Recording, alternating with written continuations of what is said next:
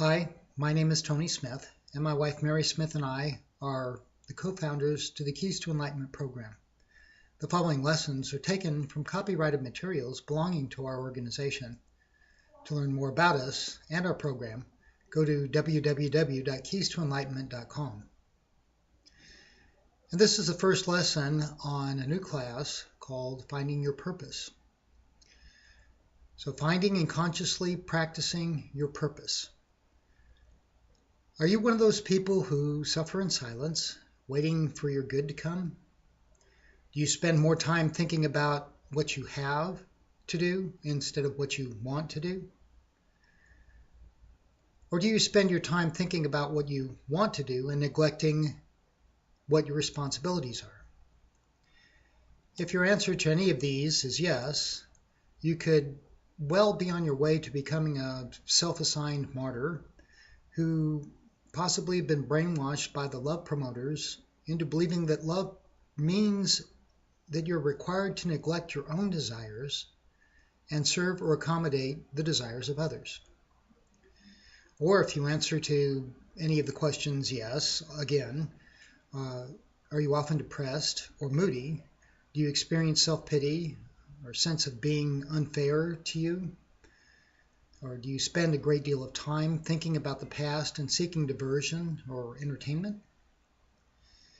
Well, it doesn't have to be that way. And I want to tell you how to recognize your individual purpose in life. We all have one. And how to design a lifestyle for yourself that accommodates that and is more fulfilling for you.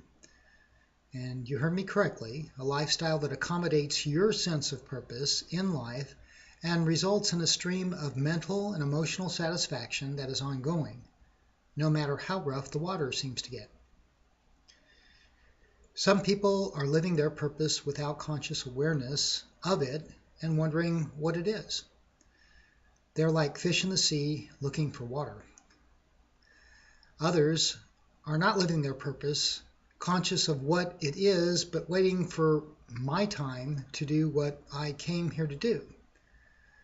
Still others have no clue what their purpose is and are waiting for it to come to them in time. You have but one life to live through numerous incarnations, but that one life is always your own. In each incarnation, you meet a number of key players on the stage that begins your life story.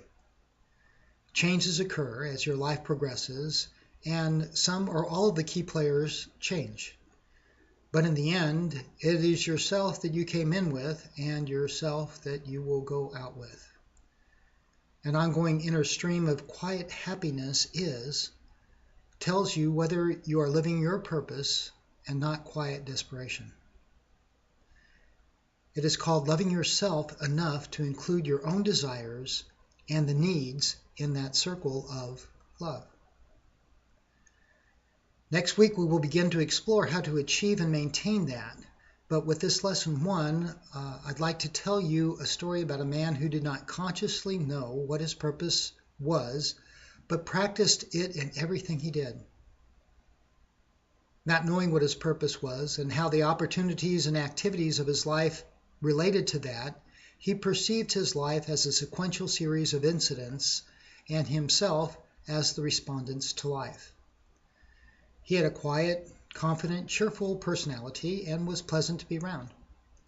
His character and practice of harmless morality was greater than the average person, and he took great pride in his reputation as a moral, hard-working man who took care of his wife and children the best he knew how. He had a genius IQ and a fourth-grade education. He was born with inherent knowledge of how to build things, a curiosity about how separate parts of motors and machines went together to make a gadget perform its intended purpose. And the story begins.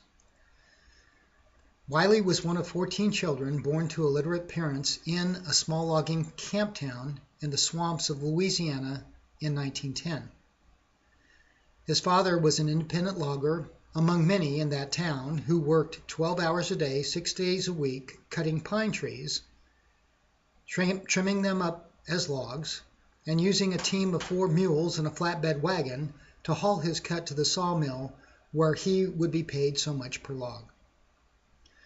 By the time Wiley was 10, his father decided he was big enough to help with the work, which was ongoing. He spent more time helping his father than he did in school, and to pass the time while his dad was using the axe, he talked to the mules. Because of his brilliant mind, he had passed from one grade to the next in the years that he did attend school, but by the time his father died of pneumonia, he had just finished the 4th grade. Before taking his last breath, his father asked him to promise to keep logging, take care of the mules, quit school and go to work every day, no matter how he felt, to take care of his mother and his 4 sisters and baby brother, who were the only ones left at home.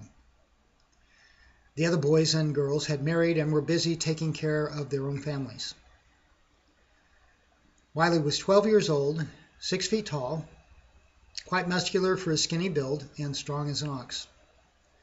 He enjoyed working within yelling distance of the other loggers and began to think of himself as the provider for his mother and younger siblings. He hired a man to help him and stayed in that rhythm of 12-hour, 6 days a week working until long after his siblings all married and left home. He stayed with his mother, providing for her until she remarried. He married then, immediately after that, at age 21, and built a log cabin near the cutting grounds so that he could get home to his beloved wife more quickly than if he stayed in the logging town. Wiley's greatest fun was in training his mules with a bell.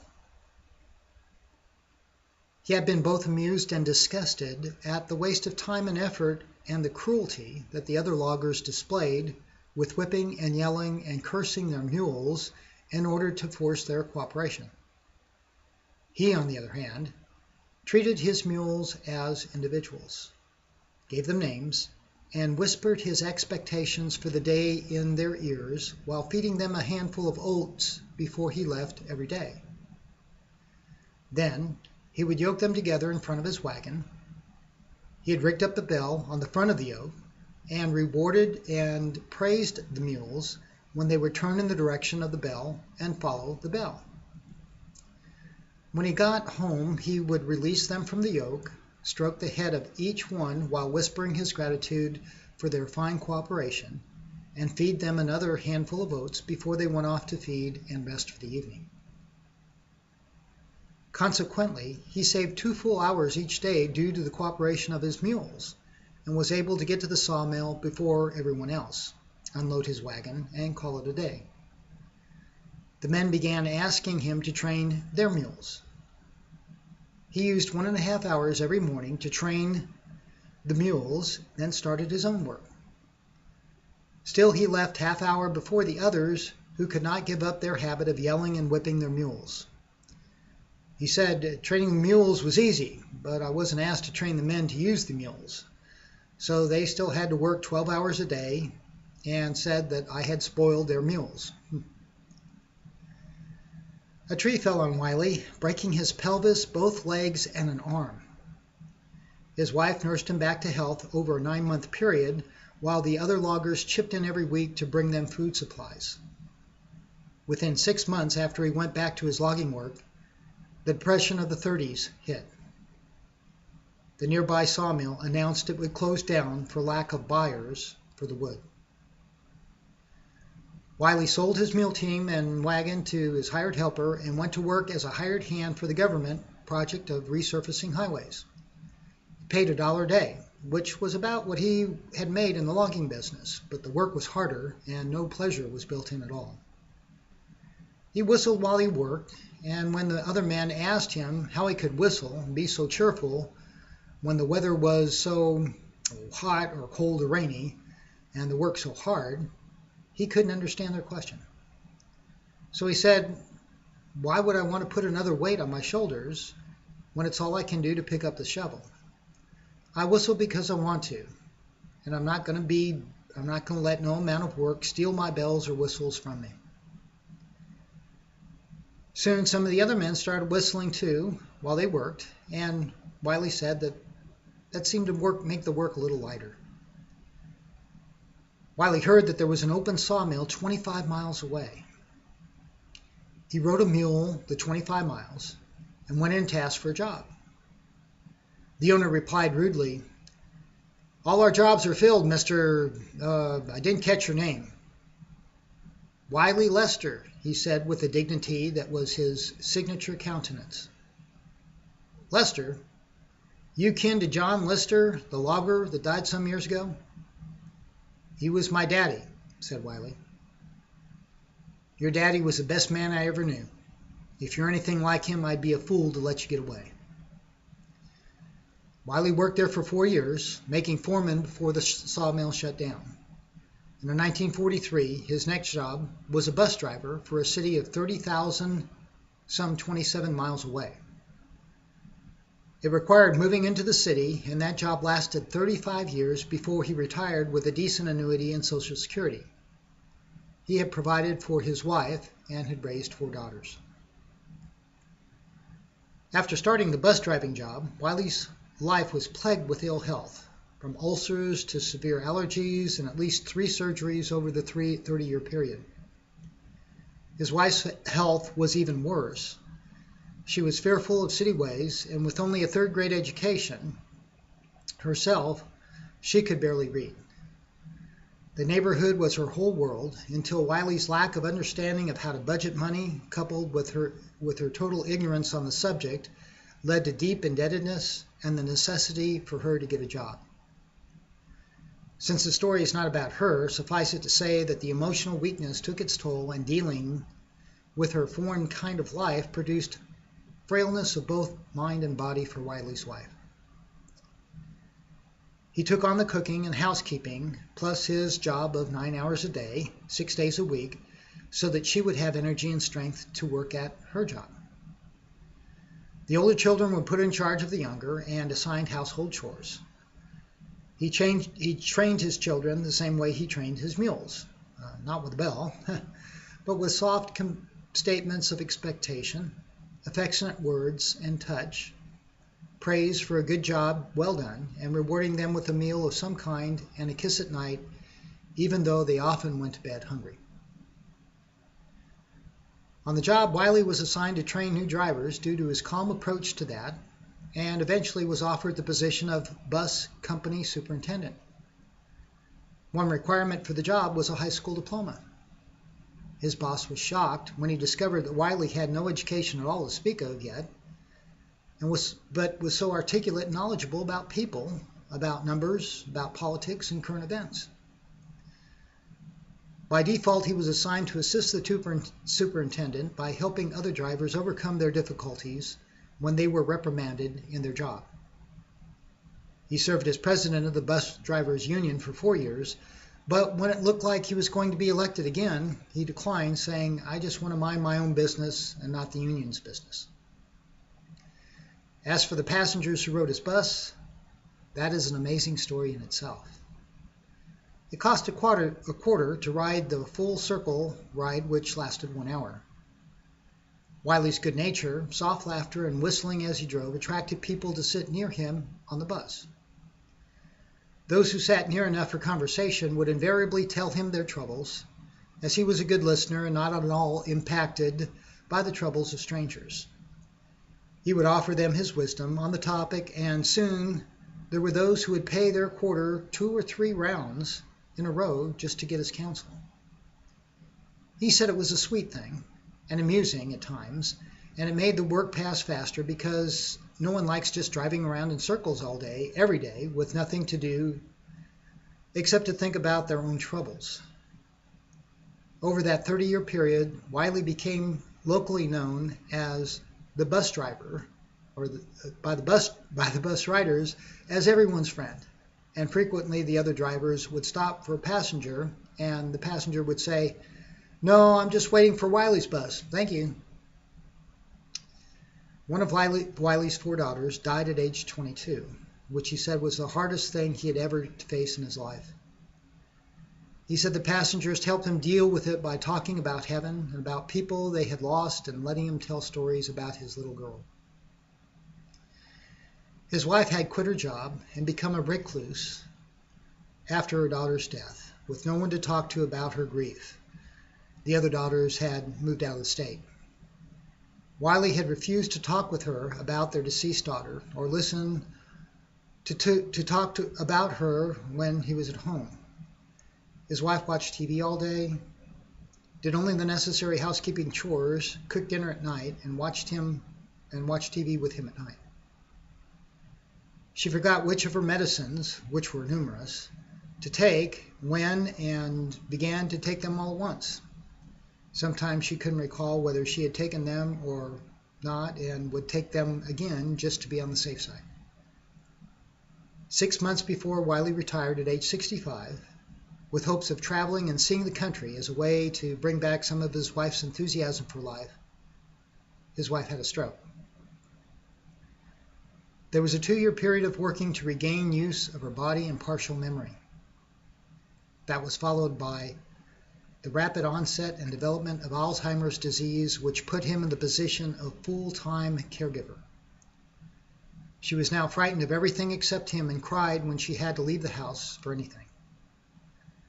He moved back to the town where they had grown up and stayed at home with her, cooking, cleaning, doing the laundry, taking care of her as if she were his favorite child, and rocking her to sleep at night in his big rocker recliner. And that was her reward for being a good cooperative girl. Relatives and neighbors stopped by almost daily, and sometimes he would leave one to babysit while his wife was napping, so he could go to the store. He listened to the neighbors' troubles and shared his problem-solving wisdom with them. He read the Bible clear through for the first time in his life and was on speaking terms with God, who told him that Jesus is his son just like me, and that man wrote the Bible as a story about God. When he was dying of leukemia in his mid-80s, one of his daughters came to visit. They talked about her career in social work, and the question of purpose in life arose. He said, "I've often wondered what I was living for. I did a lot of things and tried my best, but now that I'm dying, I couldn't tell you why I did it or why I was here at all. It just seemed like my life was a separate thing from me, and I had to run and grunt and groan to keep up with it. What do you think my purpose was? Or did I have one?" His daughter explained the life review technique to him and how it would help to discover his purpose. For 3 days, they conducted the life review, and the older one is, the longer it takes. And every morning, he would awaken with excitement about the search and the discoveries he was making. He literally would go to where his daughter was sleeping and pat her on the shoulder, saying, "Get up, girl. I've got more of the story to tell." Over coffee, he would talk with glowing eyes and enthusiasm about more evidence as it arose. After the 3rd day, he went to bed with the question still on his mind, but the next morning he awoke his daughter to say, "I found it. I found what my gift to the world was. And all the other stuff was just things I did to make a living or to do what I thought I needed to do."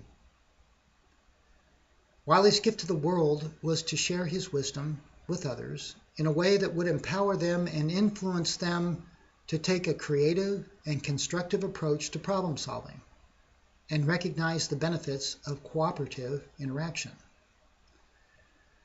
These were not the words he used in his analysis, but the knowledge was the same. He said, "I was here to help myself and other people learn how to stop fighting what they don't like and either find a harmless way around it or tough it out without too much complaint. Maybe in the end, here, I can show them how to stop trying to hold on to what they can't hold on to and how to hold on to the only thing they can hold on to." The daughter said, What might that be, Daddy?" "Just God," he said, "and the heaven God created with us in mind, like giving us a pat on the back and a whisper and a handful of oats to a stubborn meal." His wife died 3 months before Wiley's life ended, and after his wife's burial, he said, "When I get to heaven, I hope your mama will be there too. Then if she wants to talk about Mandy, the daughter that had died, I'll listen. Not listening to her is the only regret that I have, but she never held grudges, and I know she's got her whole mind back now.